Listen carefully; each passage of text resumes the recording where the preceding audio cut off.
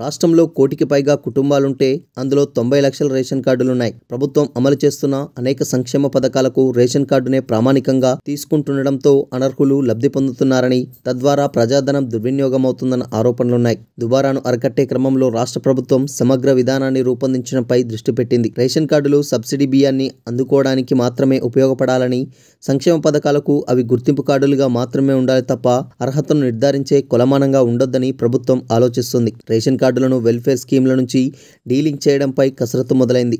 దీనిలో భాగంగానే రైతు రుణమాఫీ పథకానికి రేషన్ కార్డును ప్రామాణికం కాదని ప్రభుత్వం డిసైడ్ చేసింది. ఆరోగ్యశ్రీ సేవల కోసం రేషన్ కార్డుకు బదులుగా ప్రత్యేకంగా ఆరోగ్యశ్రీ కార్డులనే అందించాలని భావిస్తుంది.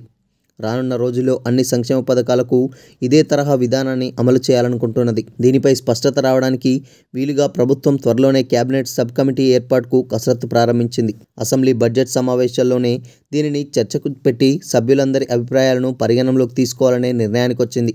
రాష్ట్ర ప్రభుత్వం 6 గ్యారంటీల అమలు కోసం అభయహస్తం పేరుతో దరఖాస్తులను ఆహ్వానిస్తే సుమారు 1.10 కోటి దరఖాస్తులు వచ్చాయి. వీటిలో దాదాపు 20 లక్షల దరఖాస్తులు కొత్త రేషన్ కార్డుల కోసం వచ్చినవేనని తేలింది. ఇందులో అర్హమైనవి గుర్తించి జారీ చేస్తే ఇప్పటికే వినియోగంలో ఉన్న 90 లక్షలతో కలిపితే కనీస స్థాయిలో కోటి దాటనుంది.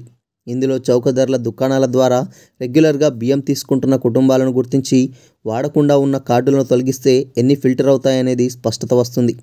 ఇప్పటికే అన్ని రేషన్ కార్డులకు ఈకేవైసీ ప్రాసెస్ దాదాపు 70% కంప్లీట్ అయినట్లు తేలింది.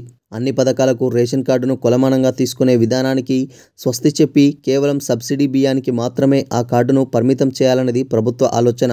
మిగిలిన వెల్ఫేర్ స్కీమ్లకు ప్రభుత్వం ఎలాంటి గైడ్లైన్స్ రూపొందించాలన్నది కేబినెట్ సబ్ కమిటీ ఖరారు చేయాల్సి ఉంది. ఈ కమిటీ విధి విధానాలపై స్టడీ చేసి ప్రభుత్వానికి నివేదిక ఇచ్చిన తర్వాత మరింత క్లారిటీ రానుంది. ఎలాగూ రుణమాఫీకి, ఆరోగ్యశ్రీ పథకాలకు రేషన్ కార్డును డీలింక్ చేసినందువల్ల రానున్న రోజుల్లో మరిన్ని పథకాలకు కూడా ఇదే విధానం కొనసాగే అవకాశాలపై ప్రభుత్వం అధ్యయనం చేస్తున్నది.